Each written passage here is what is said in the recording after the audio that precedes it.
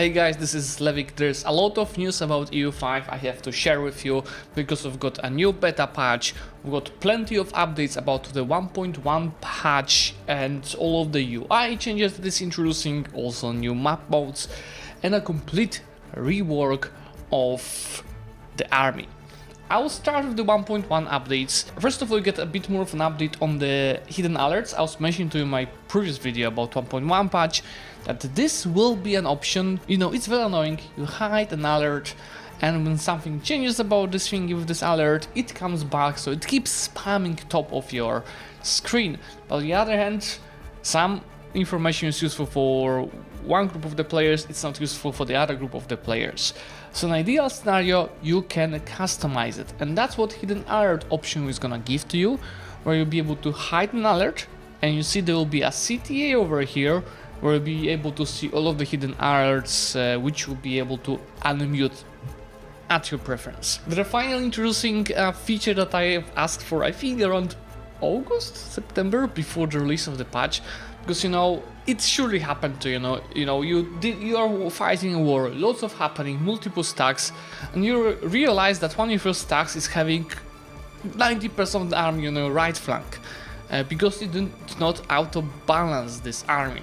Where now they are introducing an option that anytime something changes in the army, like the attrition, they do a battle or anything, or new units join it, you can make it auto rebalance the flanks, so you don't have to worry about it. At the same time, they give you more option to more nicely manage the units and on which flank they will go. You have now an option to move all of the units of the same category to specific flank, so for example all of the cavalry, or all of the units of specific subcategory of the unit, so for example all of the heavy cavalry on this specific flank, in case you're one of the players that want to play around with it. I'm not one of them. Not sure how much you've played with the mercs. I did not do that much because the AI was terrible for me. So they are introducing further improvements of the mercenaries, where you see there's a city to offer mercenaries, there's a city to gather mercenary army, and it should be now easier to see how many actual troops this army has, how much it costs, and also they'll be fighting a bit better. I will be showing you that in the other dev day. I'll be talking about the army specifically. Did you know that army templates were originally a paid feature for EU4? It was introduced in the Art of War DLC, which then was combined into the base game, but I think it was combined to the base game just a few years ago. So for most of the life of EU4, I think it was a paid feature. They're introducing that for free in the 1.1 patch. Obviously, I think the reason why it wasn't at the release of EU5 is, well, templates here are a bit more complex than in EU4, because in EU4 you just choose infantry, cavalry, artillery. In case of EU5, you also have subcategories of units. But nevertheless, you see the templates will support that, when you can choose any of available unit types in your country. And we're at the bottom, you also obviously have a summary, how much it will cost you to recruit them, how much it's gonna cost you to maintain them, how much manpower it's gonna cost, and how many actual regiments of each type you have in the end. And then that template will be appearing, you see, just above the list of all of the available units, like Johan's perfect army composition. Is it perfect though? I think how it's gonna be built, it's all gonna work more or less like in EU4, where it's gonna use as many locations as possible to build this ASAP. Just one note, that cost might be like lying, right? Because this depends on which market you build the units. It might cost more or less depending on the markets, but yeah, it's probably gonna be just with the default prices. They're making the unit UI improvements. One of the feedback from the users is that it takes too much space over here, so you'll be able to actually expand or collapse this part of the UI depending on your preference. When I played MP last week, I had situation where this would be of huge use. Because you know, in EU4, when you're detaching a unit type, let's say you wanted to detach or cavalry, or you wanted to detach or galleys from your stack, right? You were automatically selecting the detached units. In EU5, when you select to detach a unit, you select the armies that are not detached.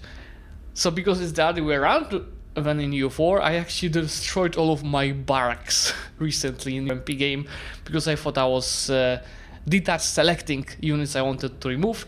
In EU5 it's gonna be an option. Left click if you want to do it like it was so far in EU5, so you actually detach selected units. Right click if you want to do it like in EU4, so you detach and select the units. Call to war will be actual pop-up right now in the middle of your screen. Remember, so far it was visible in the top of your screen as some reminders. This is just making it more clear that, oh, there's someone calling you into the war. They're also introducing more statistics to the end of war, so besides the peace treaty details, you actually see how much population each of the sides lost.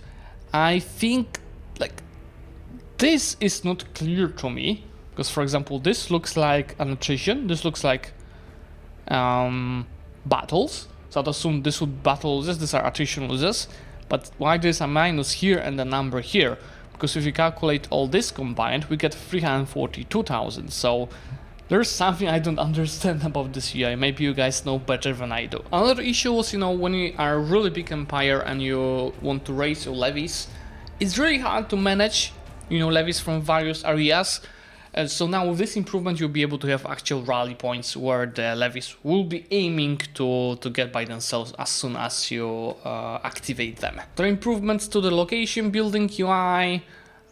Yeah, I'm using that when I'm a small country, but usually I prefer the market level buildings, or even later into the game overall building market builder, but this will be definitely helpful when you like to micromanage this stuff. Huge amount of the map modes, especially some of them that were a lot requested, like potential tax base, because, you know, you might be already building stuff in a location that you know will have a high control later, but you don't know how much of the max tax base it can have because you have a low control at this location.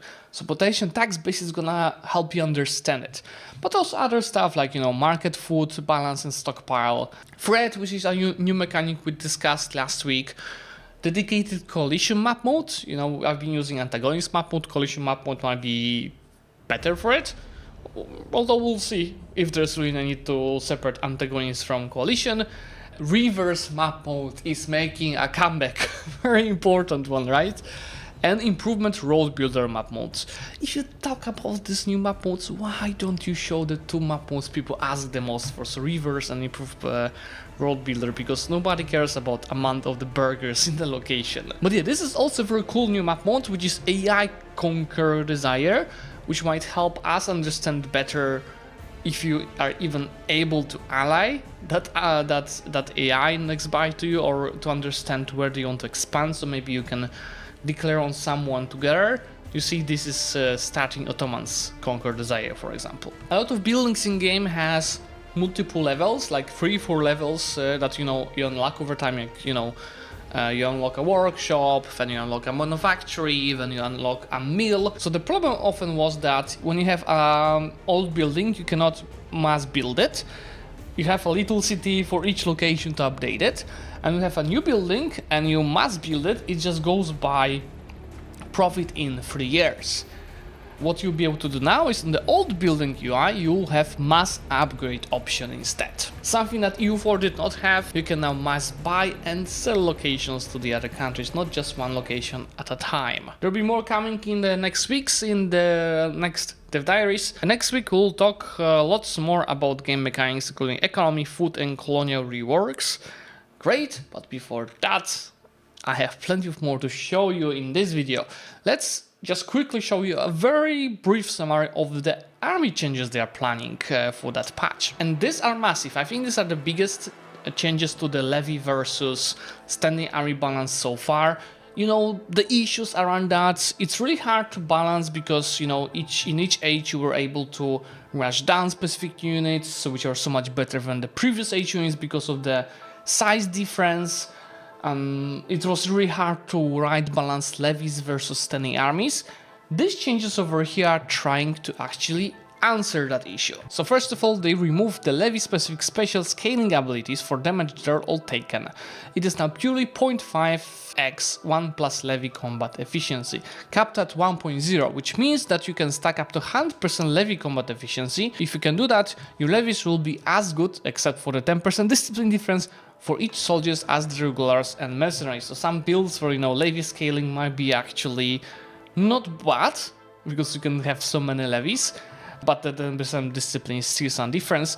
Levies no longer have a severe penalty to assaulting. It's now using the normal levy combat efficiency scale. Again, it's not gonna be as good as standing army because of this calculation, but you will be able to rush down some force without field garrison, without losing thousands. This is the biggest change, I think. The levies have no longer a minimum size of 1,000 men, but instead they have the same size on the regiments as regulars and mercenaries, which is great because, for example, at release, that was one of the big differences that, levies have 1,000 men stacks, while standing armies had like 100 people, which even with all the bonuses standing army had, was making it quite weak compared to the levies.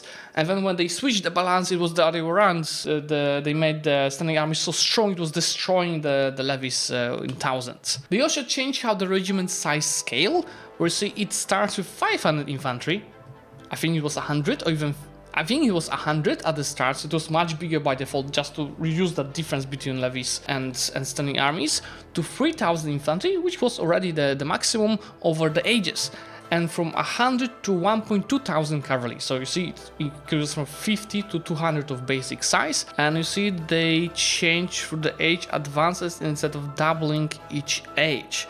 This will create less of a huge power spike in each age, but instead get a more balanced progression, as well as making levies scale together.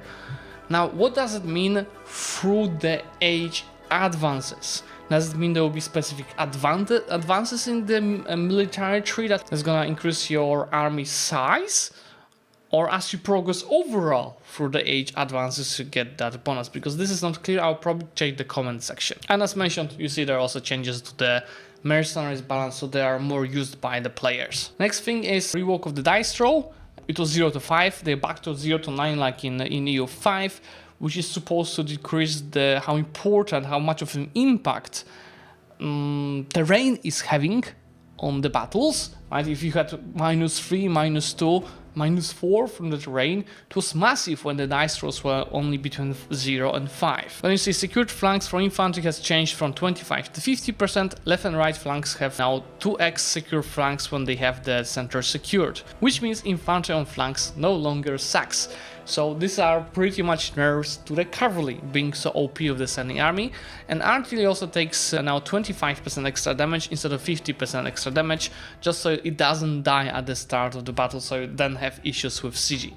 Someone is asking, oh, so what's the point of the regular units then if the levies are so much stronger now? Well, first of all, you cannot declare war with levies, units can be prepared, you can reinforce, which levies cannot do that, and they don't impact local productivity of the provinces when you raise the levies, and then you can gain experience, etc. But yeah, this not explain how exactly the size of the regiment is progressing with the age, but I hope that what it is explained here, that it's not such a huge power spike like it used to be, is actually true. Then in one of the threads, Johannes was also answering some questions, and I found out that they're planning to change the annexation in 1.1, where it actually give some cost besides, just some relation impact. I mean, I'm about to release a video tomorrow on that, but from my India campaign, that subjects are busted. They definitely need a nerf. But if you do that, you should probably speed up natural expansion of your own integration speed, etc. Because if you, besides very slow integration, especially at the start of the game for the players, especially the ones that want to expand, when you also nerf the subjects, that might be pain and slow down over expansion even more. Finally, just yesterday they released a 1.0.11 beta patch, but to be honest, it has almost no changes, just 2 of them, but in case you want to participate, they changed that if you create a character in the anywhere, they actually spawn with a wife and daughter, which is quite nice, that it's actually increasing the amount of the characters. And it's the daughter, not to male character. But if you create males for the cities, then you don't have enough of female characters in the country to marry them. They also fixed an issue when AIs was not taking into consideration the speed modifiers from culture war when calculating assimilation effects. It wasn't really assimilating correctly. But yeah, this is it for today. Let me know what you think about these changes. There's plenty of them, especially for the from the UI and the great user experience. And if you want to get knowledge, news about the next week's updates, make sure to subscribe to the channel, and I'm gonna see you then.